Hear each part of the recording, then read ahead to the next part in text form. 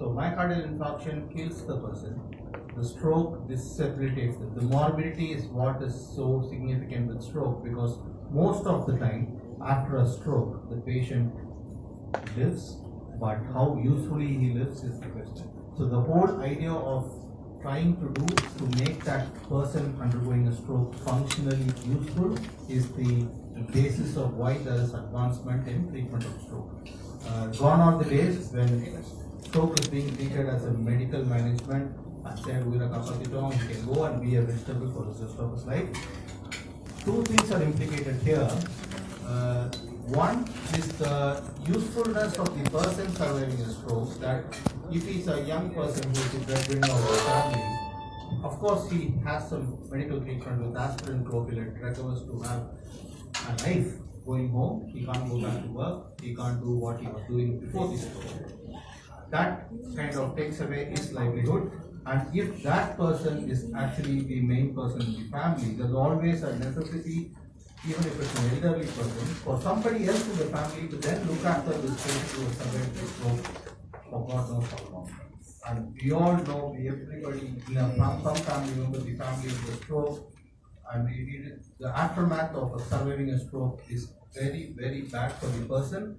And the basic humanity here is, if a person could recover to a place where he can do his own things, like wear his shirt, go to the bathroom, use the toilet on himself, is the biggest achievement of treating stroke.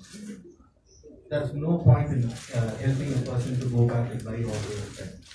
And for the family again, it has a lot of implications. So there are two strokes. The one that leaks blood, most often caused by aneurysm that ruptures, is a hemorrhagic stroke. And of course, the first most common of a hemorrhagic stroke is the hypertension, which is intracranial hemorrhage, which occurs due to hypertension. And of course, the subarachnoid hemorrhagic stroke caused due to an aneurysm rupture. And of course, the ischemic stroke, which is the stroke secondary to occlusion of the muscle. I'll start with hemorrhagic stroke. Brain aneurysm, we all know the therapeutic aneurysm. Aneurysm is nothing but a swelling in a blood vessel which should not be there. Blood vessels are tubular structures, need to be parallel, but then there is a balloon-like swelling in a blood vessel. And if it happens in a brain blood vessel, it's a brain aneurysm, and it is then implicates that that part of the blood vessel is weak and could cause bleed. So what can cause aneurysm? Of course, all the lifestyle diseases that can cause a heart attack can cause a brain aneurysm. Hypertension, smoking, lifestyle, diabetes. With the family history of someone having an aneurysm has real incidents. And of course, a lot of aneurysms are kind of developmental. So there is a hypothesis where there is a defect in the blood vessel wall while it's being formed in utero. And a lot of people don't develop it, but over the years it could form an aneurysm and then keep growing. It would only be known if it is big enough to cause a compression on a nearby.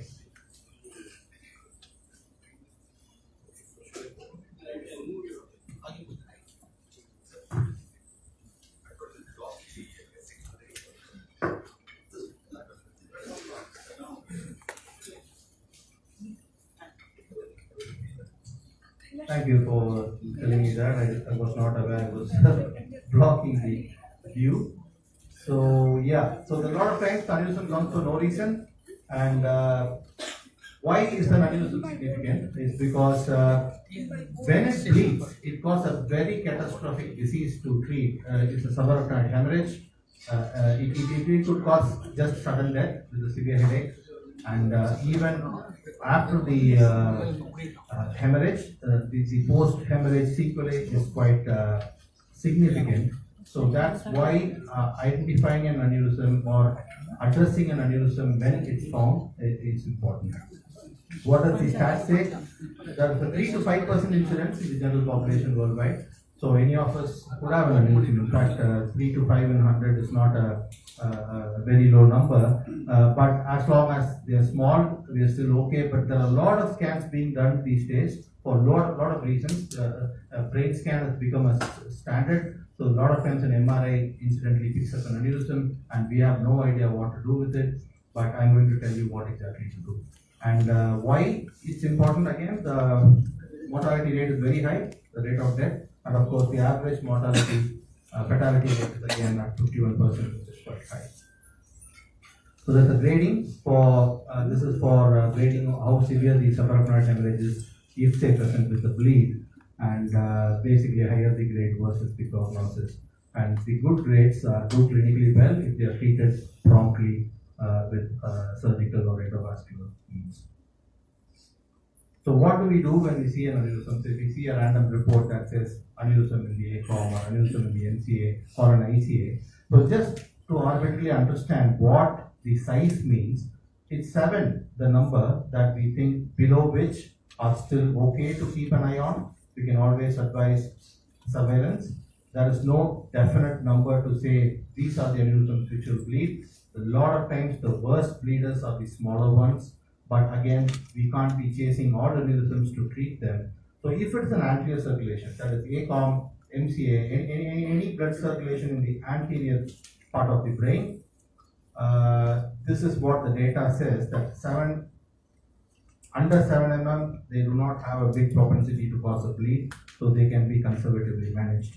Of course, with serial surveillance, at least with a yearly MRA, which does not involve contrast, to look at whether they're growing or not. And 7 to 12 mm have a 2.6% bleeding risk, that is severe. And of course, 13 to 24 are the larger ones, which have a higher percentage of bleeding, which is at 14.5. And anything larger, like even above 20, have a very high risk of bleed. So any incidental large aneurysms need to be referred to treatment. Posterior circulation is even more severe. Even a smaller aneurysms in the posterior circulation, it could be basilar artery, posterior inferior cerebellar artery, or the V4 segment of vertebral artery. Any aneurysms in the posterior circulation, though they are smaller, they have higher risk of bleed. As you can see, even a small aneurysm less than 7 mm has a bleeding risk of 2.5, and then it jumps to 50% for larger aneurysms. So how clear this slide is, this is basically a pathway of what we need to do when we find an aneurysm if they present with a headache. And of course, the first, the headache is usually very severe. It is classically called as a thunderclap headache. So a patient would actually present with the headache of his lifetime, and the CT head plane scan is warranted immediately to look for, if it's under 24 hours symptom onset, it usually picks up the blood. And when we see subarachnoid hemorrhage in a non-traumatic situation, it always warrants vascular imaging. So it has to be a CT angiogram done along with, or an MR angiogram along with the brain imaging, and to look for aneurysms. And what happens if we miss the diagnosis? These aneurysms, if missed on the first presentation, have a risk of rebleeding up to 50% in the first week, which causes death.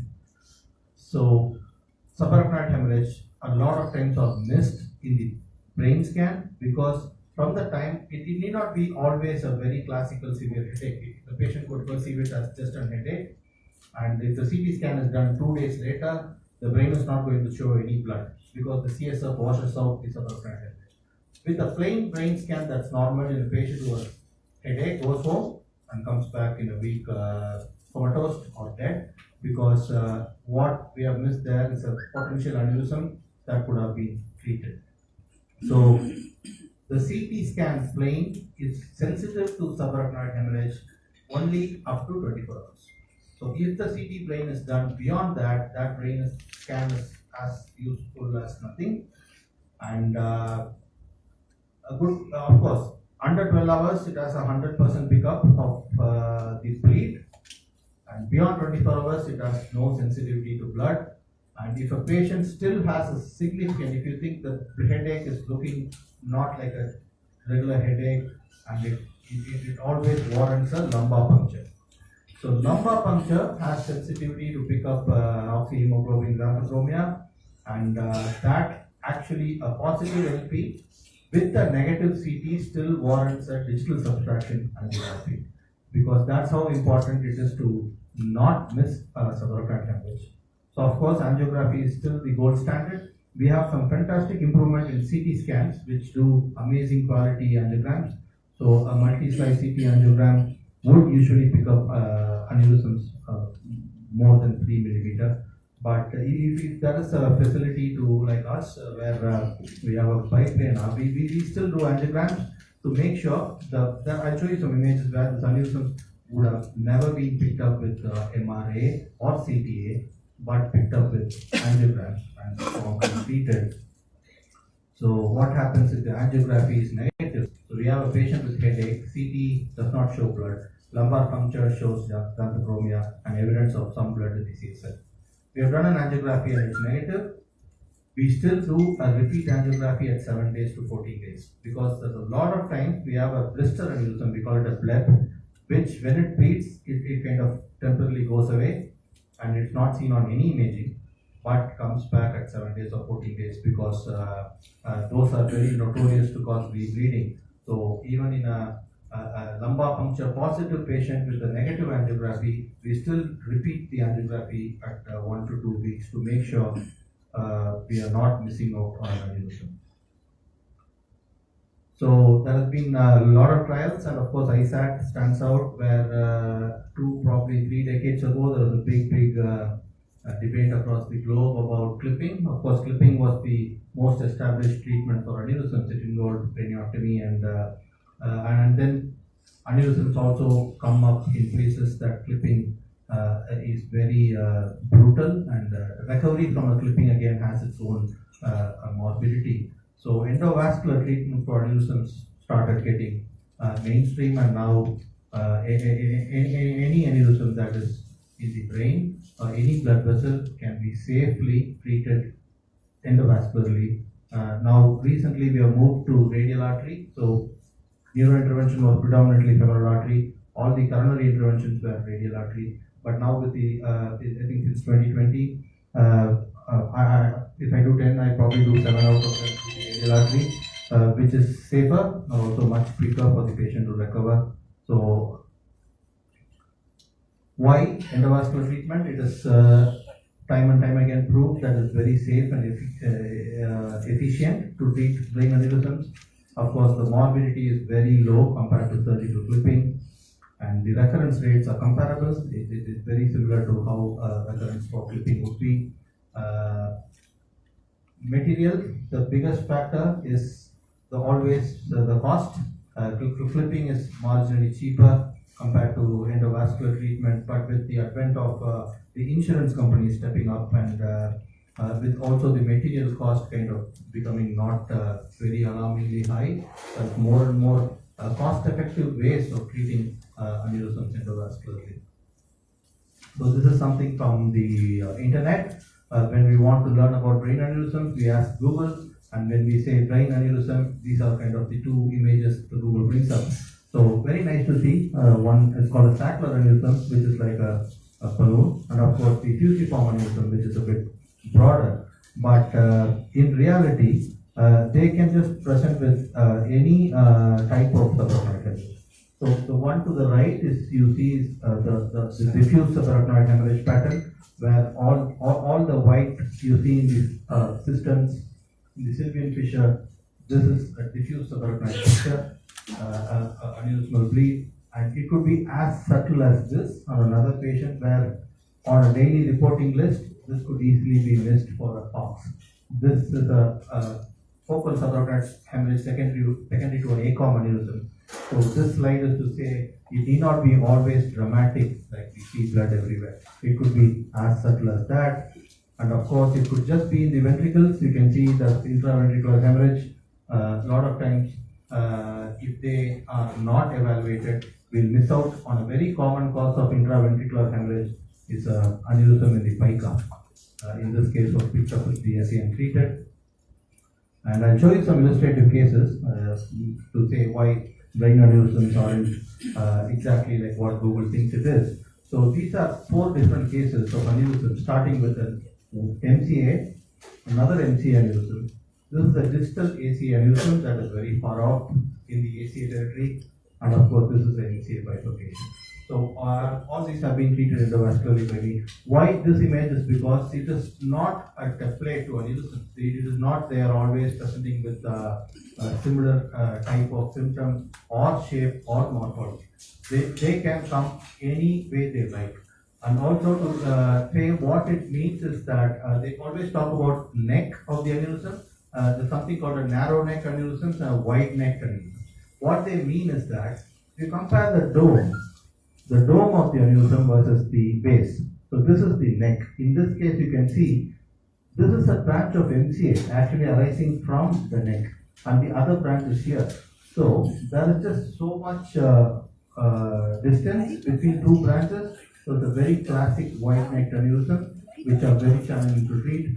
And as you can see here, there's a branch arise. So these are branches that cannot be blocked. They go to important parts of the brain. So then they need to be handled according to, and that's more. It is not just about the wide neck. As you can here see, this you can't even describe with a word. It is just an aneurysm from a pica, or sorry, a PCA, which has just formed in a young taxi driver he was, so who smoked for 20 odd years. And of course, this is a 74-year-old lady. You can see there's an artery that's arising from the dome with a very wide neck. So these are very difficult, but when they are presented with acute subarachnoid hemorrhage, which means that if they are not treated promptly, the risk of them rebleeding and dying is very high. And also the lobules, if you can notice on this one, these are called the daughter sacs, which are very potential for causing a bleed. And they are not always large. Like I said, these will not be picked up by CT angiogram or MR angiogram. This is a basilar top. This is almost like a very small dome there, which is a basilar tip aneurysm. And this just looks very easy to miss on CT scans. It's an MCA aneurysm, which is looking like a peanut. And of course, this one is an ACOM. As you always have to think, the blood vessels are all tubular, and whenever there is a projection like thing with the bleed, and that's how the aneurysms can be from big to small and different shapes. And of course, the giant aneurysms. That's the left ICA, the basilar top, cavernous ICA, and the fusiform basilar aneurysm. These are a whole different entity. They all can present with intracranial bleed. A cavernous ICA aneurysm can present with a life-threatening epistaxis if they rupture, and the basilar aneurysm, these are giant aneurysms. So endovascular options we have, or the traditional ones are the coiling, where we introduce thin metal filaments called coils to block the blood from entering into the aneurysms, and we now have devices that we can place into the aneurysm called intrasaccular devices. They basically go and stay inside the aneurysm. The concept is same. It's just to block blood from going into the aneurysm, and we do have stents and flow diverters. Flow diverters are nothing but specialized stents. It is quite a popular option to treat difficult aneurysms because flow diverters have the highest data to say that the recurrences are near zero. When an aneurysm is treated with a flow diverter, they don't come back. They're not the cheapest, but again, that gives the longest results for aneurysms to not come back. So that's flow diverters, which is a type of stent. And the parent artery occlusion is somehow still an option because sometimes some aneurysms are arising from an artery that is not really contributing to anything good. So parent artery occlusion means we can just go and occlude the whole artery with coils so that the aneurysm gets treated with that. Some examples I'll show before moving away from hemorrhagic infarct, hemorrhagic stroke. So this is a distal AC aneurysm. As you can see, it's very wide neck. It's presented with the bleed. What you see here, it's basically an intrasaccular device. It's called the web. So what I have done is basically gone into that aneurysm and placed that. I cannot occlude this artery because it goes to an important part of the left frontal lobe. But this goes and stays inside, and then make sure blood is going to the normal arteries, but there is no blood flowing into the aneurysm. So this is an intrasaccular device called the web, which is very effective in treating difficult aneurysms. And this is from previous example, the very wide neck MCA aneurysm, where I've just used coils here. So a balloon assisted coiling is a very effective option to treat aneurysms. And again, the big pica aneurysm where the artery arose from the dome, we have to preserve this branch. There's a lot of procedures being done around where if the patient presents with the bleed, they're already not doing very well. It is happening with stroke also. We're very sorry to hear that, but then again, the idea of treatment is to make the recovery better. But when a patient is presenting with a bleed, and when you do a suboptimal job and kind of treat this aneurysm while blocking that artery, of course the patient is going to have a very bad right cerebral stroke. But it's really sad that it just kind of engulfs in the already bad presentation of the patient. But the recovery will totally depend on doing a job where the primary disease will evolve, but we have to still deal with the aneurysm while preserving that artery. So these are very intricate things which are often overlooked. I'll address that with acute stroke thrombectomy treatment, wherein a lot of patients come with bad stroke. They are attempted to do emergency thrombectomy. They still do badly anyway because thrombectomy was not really done right. And it's actually causing a very bad response to endovascular treatments because they are still not cheap. I mean, it is not definitely a very cheap procedure, but when the insurance or the patient is paying, when you're indulging in treating an aneurysm or a stroke, the aim has to be shown in the outcome. Of course, there is limitations to your outcome. You can't cure everybody. But how well you do, how the end result is matters. So here the coiling is done while preserving the pica. The balloon was kept here. I mean, this is the balloon into the artery, and this patient recovered in 2 days. So, this is a flow diverter, assisted coiling. As you can see, this is an aneurysm coming from the undersurface of the ICA. This is the MCA. This is the ACA. And these are extremely difficult to reach even for the most expert vascular neurosurgeon. And for the coil to stay there, they don't stay on their own. So what we have done here is put a stent. You can see that's a stent. And the final result is that the stent is in place. Aneurysm has been coiled. And this is a hybrid procedure where we use a flow diverter and a coil to treat quite a challenging aneurysm. So with that, I would move to from aneurysms to the most pressing topic is the ischemic stroke. Why is stroke gathering so much attention across the world now? Because since 2015, mechanical thrombectomy has become the first line of treatment for acute stroke. It is no longer just IV thrombolysis. It is no longer antiplatelet loading. If there is a stroke due to a mechanical obstruction in a main brain blood vessel artery, it has to be removed. Like how acute PCA stenting, mechanical thrombectomy is here to stay, and it is the most evidenced treatment for acute ischemic stroke, especially in large vessel occlusion. I'll tell you what large vessel occlusion is. There are some main arteries in the brain which, when they are blocked, unless it is removed mechanically, they don't open up. No drug will penetrate the obstruction. It has to be done through the endovascular route, and it is all the more important to our country because the young strokes are just so high in India. In UK, it's still a geriatric disease. The most thrombectomies I've done, my average age would be 70. But here, the strokes we are seeing are 45, 39, 42, 43. And what's important here is that opening that artery that needs opening is so important in a young stroke patient that gives them back the functionality that then they can go back to their regular life. And around 10% of all strokes are secondary to a large vessel occlusion. Okay, I think I skipped some slides here.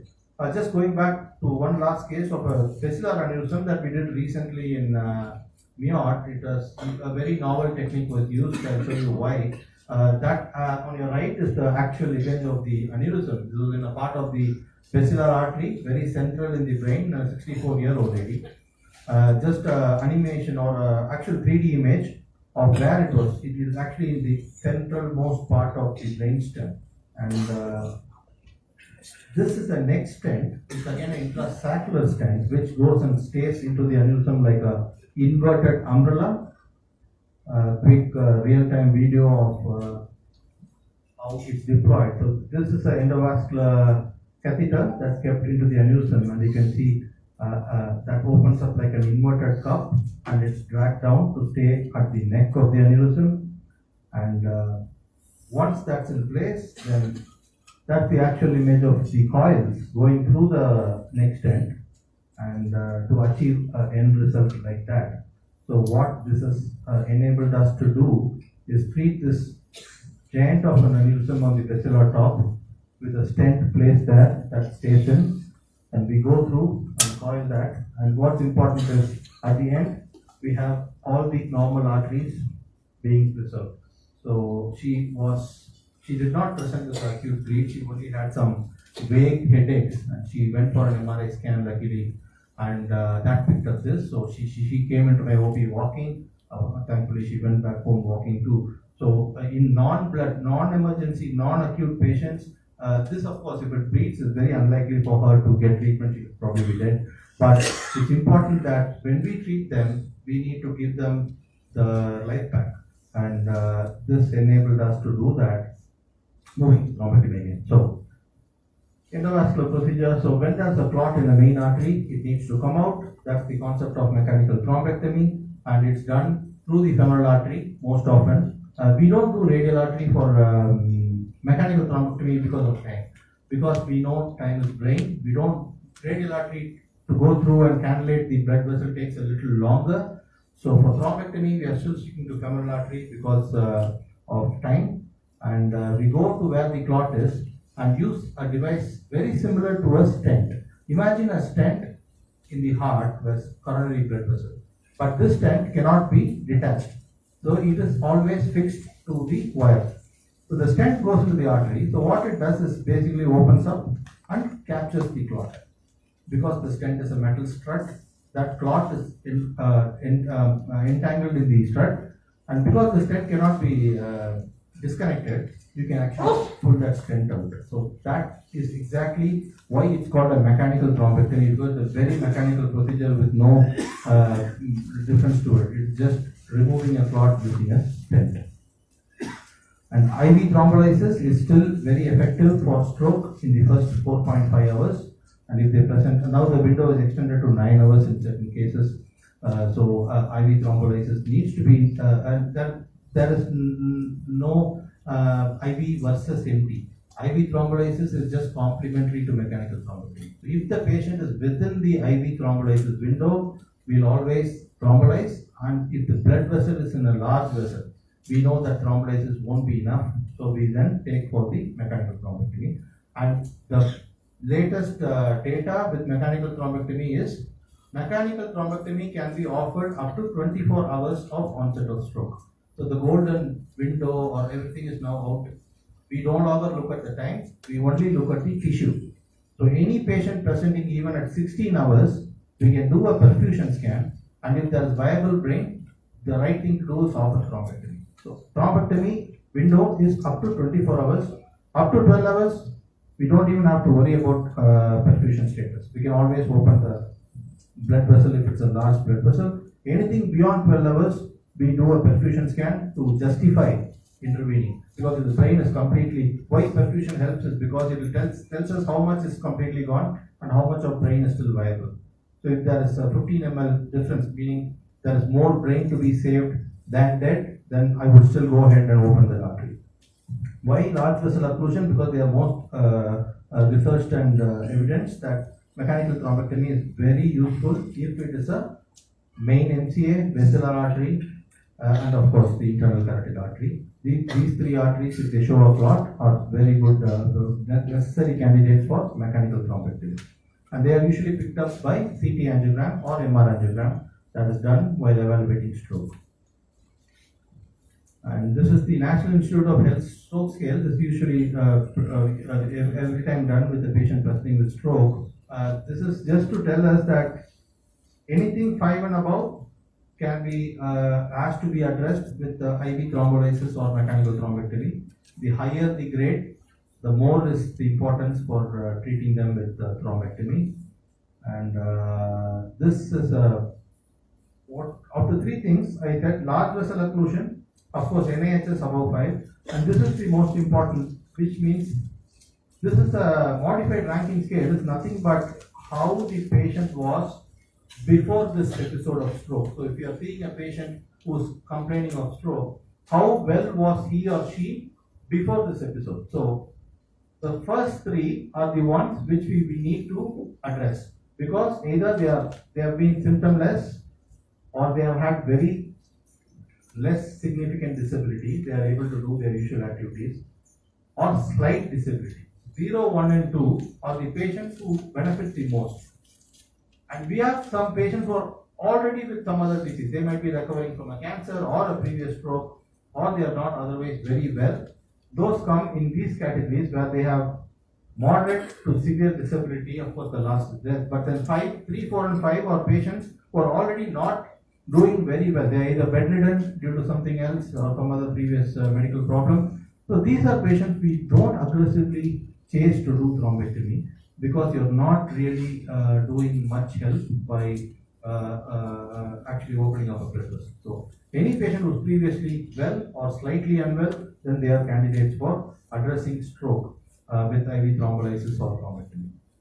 Some cases in stroke, a 67-year-old lady, she was undergoing SMA, superior mesenteric artery angioplasty for mesenteric ischemia, and on table they noticed she is developing unresponsiveness to commands because the procedure was being under local anesthesia. The immediate CT was done. The usual point here, normally in a plain CT, the blood vessels are not bright. So here you can see there's a white spot there, which was picked up, and then the CT angiogram, the white spot is not. That it means it's a clot sitting in the basilar artery.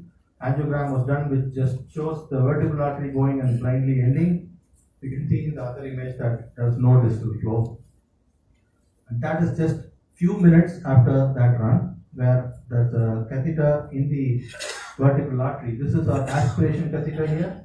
So basically it snakes in to the basilar artery, and we connect the distal tip to basically a pump that just in a very limited pressure sucks the clot out. So it's called an aspiration thrombectomy, and the clot, once the clot is out, you can see the basilar artery filling normally. And basilar strokes are very fatal, and unless they and of course up to 24 hours they can be revascularized, because the collateral system is very good with the brainstem and cerebellum.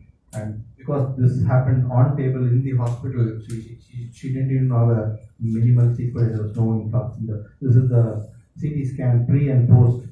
You can see that there's a bit of ischemic edema in the left cerebellum, but she did not have any definitive stroke. Another 72-year-old patient, as you can, this is a right ICA angiogram. This is the cutoff that we are talking about.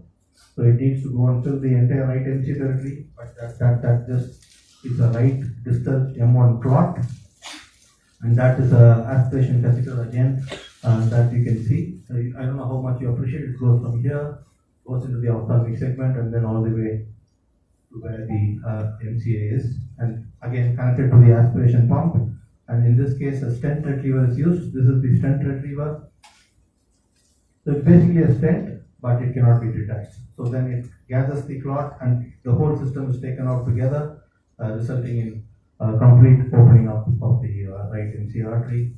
And another case in a 58-year-old, it need not be always intracranial occlusion. The ICA is there's a lot of carotid disease, which we do, of course, carotid Doppler to evaluate, but when they occlude, they can just completely block off.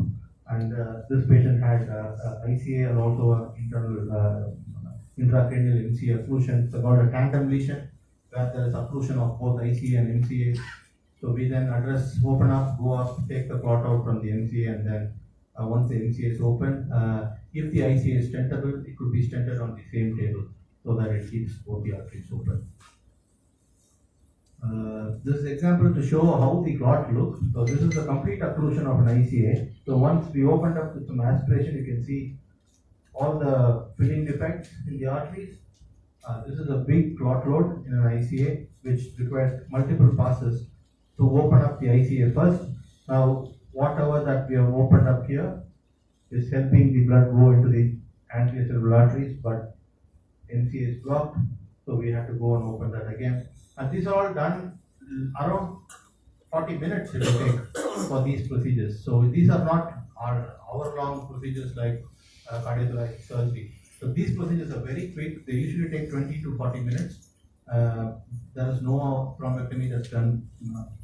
1 hour we stop, but then usually the procedures are very quick, and when that is the outcome. When I see this final angiogram show this result, I now default know that this patient is going to do well. Of course, there are some risks with hemorrhagic transformation, but in an acute stroke or even in a delayed acute stroke like 12 hours, 15 hours, or 16 hours onset, when you open up blood vessels, the clinical result is immediate. We have seen patients mute coming in and they start talking with the left MCA minutes after the opening of the blood vessel.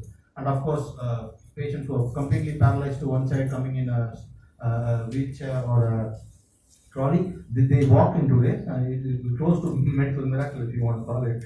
But that's how efficient opening up a brain blood vessel is in terms of outcome. Another example where stent retriever has been used to open up a distal MCA clot. You can see the cutoff here. That's an artery that goes to the motor cortex. So in this case, though all the other big vessels are open, the important artery that goes to the motor cortex is blocked. So the patient got very dense contralateral hemiplegia, and after opening up, you can see that's quite a big artery that is opened through the stent retriever. So some points about mechanical thrombectomy is that it is complementary to IV thrombolysis. CT angiogram is very useful to look at large vessel occlusion, and ideally any patient within the 24-hour window should be given a chance to be evaluated and given optimal treatment. The window for thrombectomy is 24 hours. Please keep that in mind. And one last case before I finish, to just stress upon another condition where we all think it is just medical management or nothing. It is a case of cerebral venous sinus thrombosis. They are much more common than we think it is. Every practitioner in every field will have some patient who is presenting with either an acute or a chronic cerebral venous sinus thrombosis. It is more common nowadays, probably due to a lot of dehydration around, a lot of alcohol abuse, and young patients presenting. We usually have patients who are binged over the weekend and come with CVST. And this is a case, similar history. A patient was having a week-long binge of alcohol, presented with seizures, altered sensorium, and weakness. Sadly, CT at presentation showed this. So we know this is not a typical hypertensive bleed, because hypertensive bleed has a pattern. So he has bleed in the occipital lobe, temporal lobe, and also high parietal lobe. I would immediately think this bleed is secondary to a occluded venous system. And of course, the plain CT showed signs of that. Normally, the blood vessels or blood channels should not look bright on plain CT. We can see it's a very bright superior sagittal sinus. And what did the MRI show? Normally, that's the superior sagittal sinus that needs to completely be in the mid-sagittal region. So he had a very extensive cerebral venous sinus thrombosis. We was managed with medical management with heparin and anticoagulants. It did not improve, and I was called in to do an angiogram. I could see, I don't know if you could appreciate, but then this is just an angiogram from the artery, ICA. But this is an appearance which shows that the main pathway that drains the blood from the brain is completely blocked. So these draining blood do not have anywhere to go, but then cause congestion, and that's why hemorrhagic bleeding happens in cerebral venous sinus thrombosis. And it can be treated with endovascular means, where similar procedure to a thrombectomy can be done. It's called a venous thrombectomy, where we can use an aspiration catheter to literally vacuum out the clots from the sagittal sinus. And this is after the thrombectomy. You can see the complete reformation of the superior sagittal sinus, which was previously blocked. And angiogram also shows that the venous channels have been opened. And you'd be surprised to see the amount of clot that was in the CVST. This is from all the aspirations that I could do from the aspiration catheters. And this kind of clot is refractory to medical management. These patients don't do well if they are only managed with anticoagulants and ICU. These channels need to be opened up. He did a good recovery, the hemorrhages started resolving, and this is also to show how previously what was appearing bright due to the clot, the preacetal sinus, is not, you can see the comparison, that means that it's patent now, there is no clot. So to keep in mind that CVST is a disease to look after, look out for, and if anything shows, they still can be, the life can be saved by mechanical thrombectomy. So aneurysms, hemorrhagic stroke due to arterial occlusions, and of course the venous stroke due to venous occlusion. So it's a very, very subspecialist field that I do. But again, it's very common diseases in our current scenario, and with the right approach, I think what's important is to address these with the most safe and cost-effective way. So yeah, take-home message: mechanical thrombectomy is life-saving and life-giving, and anybody with any stroke needs to be evaluated for one, trying to do the best to recover from that stroke, and also see how the secondary stroke can be prevented by looking at the carotid arteries, intracranial disease, so they can either be stented or offered timely management. And of course, aneurysms, they are more common, 3 to 5% incidence. Any incidental aneurysm, small or big, needs to be kept on surveillance. The bigger ones need to be addressed before they cause a problem, so that they are treated very safely. And I'd like to thank where I trained, Glasgow and London, where I did most of my work. And they've been, also this is to say that any of you who would want or have some children at home who are looking at doing some work with the NHS, feel free to contact me. I worked around UK a bit, so I can guide them. I usually say that to doctors that I meet, that because it's quite a lot easier to know someone who has been there than to just go there by themselves to find out. I think that would be me. Thank you. How expensive is mechanical thrombectomy? How expensive is mechanical? The thrombectomy, if we just use the aspiration catheter, it could be done at 2 lakhs. If you have to take a stent retriever, it would be 3 to 4 lakhs. It's covered by the insurance. It's covered by the insurance.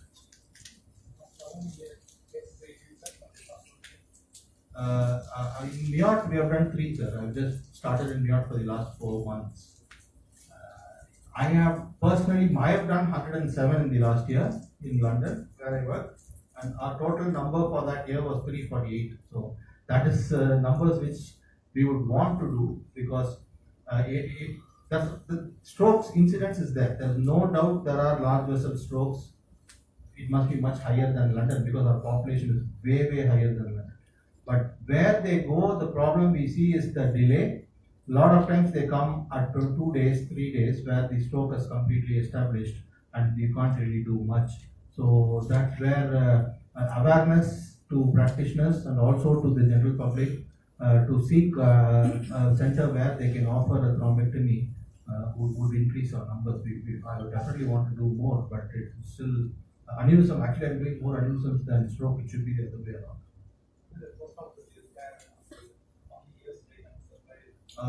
When the thrombectomy goes to plan, we have a grading to see how well they are open. So the only thing we then do is maintaining the antiplatelet situation at 24 hours.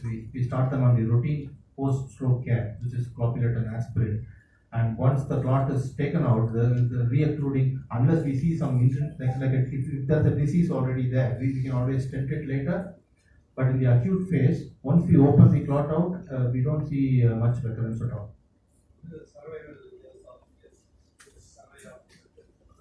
There is no morbidity post thrombectomy at all. They can go back to how their general life expectancy is. As a general practitioner, as soon as a person comes with symptoms of stroke, what is it you want us to do first? Yes. You want to give any medicine or you want us to send the patient to the... Yes, good question, very good question, madam. As general practitioner, I identify stroke. I mean, that we, because a lot of patients get missed.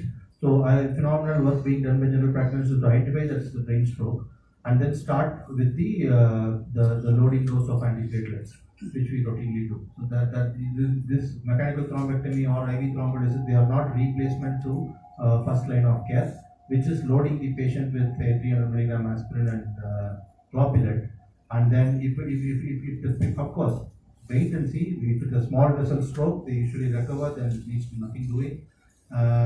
Start if it's a clinically a stroke, start loading on antiplatelets and image them immediately. I think there's also a lag wherein I've had a few patients who have taken a day to go and get the scan and go back to their primary physicians. I think our setup is that most of the time the scan needs to be sent to a third-party scan center, and a lot of scan centers don't have a radiologist looking at live scans. So they are done at say 10 a.m. The radiologist looks at the scan at 2 p.m. and then the report comes to the primary physician at 6 p.m. then on the window. So imaging, if it's an acute stroke, at least mention in your referral for the scans that it needs immediate attention of the radiologist to look for evolving stroke. So most of the times this early stroke, CT brain will be normal, which is very good. We want clinically stroke, CT brain, no signs of stroke. And that means it's classically ongoing stroke. So we want to catch it at that phase where it is not established on the CT brain. The CT brain is normal. Normal tendency is to, okay, brain is normal, so it's not a stroke. Only in a hemorrhagic stroke, we will see evidence of blood, so it's a hemorrhagic stroke. But if it's an ischemic stroke done even up to 12 hours, there may not be much changes in the plain brain scan. So I would encourage you to do a CT brain with CT angiogram if you are sure it's clinically a stroke. Because nowadays it's done on the same table. We don't have to worry about creatinine at all. Renal parameters is not a hindrance for CT angiogram in stroke. What is the Mimicking. Parkinson's mimicking as a stroke. Yeah. Yeah, we will not see a vessel occlusion or a brain stroke protocol in MRI is even good. We don't have to always depend on CT. Of course, a stroke mimic, like a patient acutely presenting with another problem mimicking a stroke. If you want to wait for the MRI scan, better before loading them on antiplatelets. MRI will definitely show acute stroke because within minutes, the sequence called a diffusion weighted imaging, it's usually 4 minutes. In 4 minutes, it will pick up if it's a ischemic area. So if the diffusion weighted imaging does not show stroke, it is not a stroke. But if it shows a stroke, then we go activate the stroke pathway. Yes, ma'am. What is the cutoff for the BP? Suppose the patient has got a very high BP. Yes. You cannot lower it also because the other part of the brain will not get supply. So Yes. what is the... So that's a sweet spot. So thrombolysis again, if the BP is systolic is beyond 180, they can't give thrombolysis.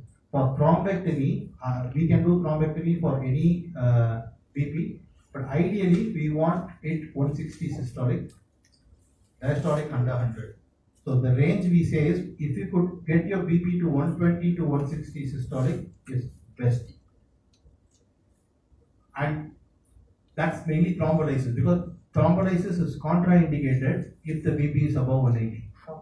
For thrombectomy, we have a lot of times difficulty in bringing it down because unless that big vessel clot is removed, this auto regulation is, so we want to still help us keeping high. And once we open the clot, we maintain it at around 120 to 160.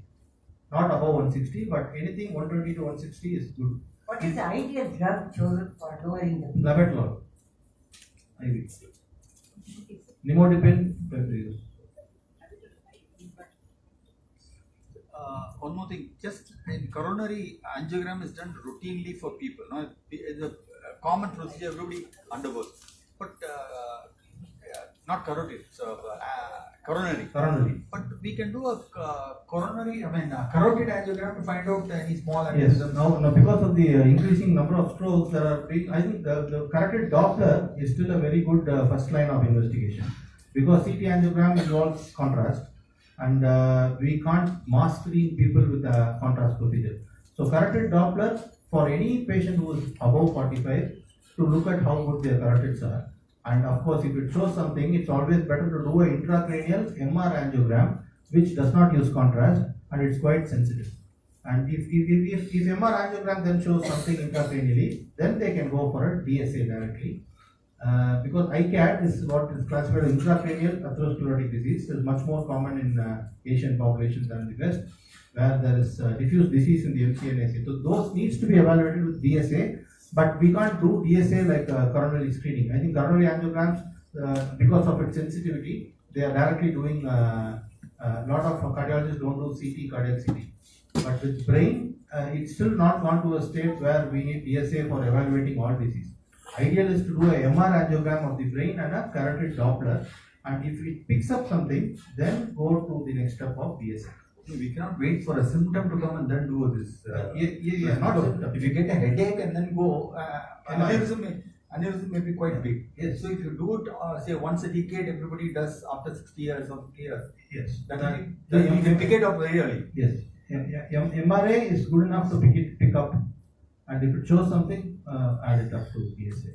I'll be happy to do DSA more, but I think because it's still invasive, the procedure still has around 2% risk of causing stroke. So DSA as a first line is still a bit, I think, would not be justified. So MR angiogram, on the other hand, is very, very effective in picking up incidental aneurysms.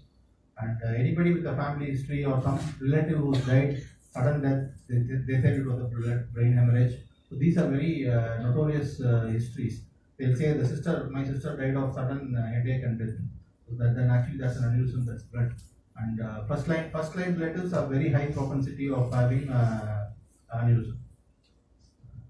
Genetic, is it? Genetic, yeah. Can be done as an outpatient procedure? Can be done as an outpatient. Elective procedures, I usually keep them in for one night.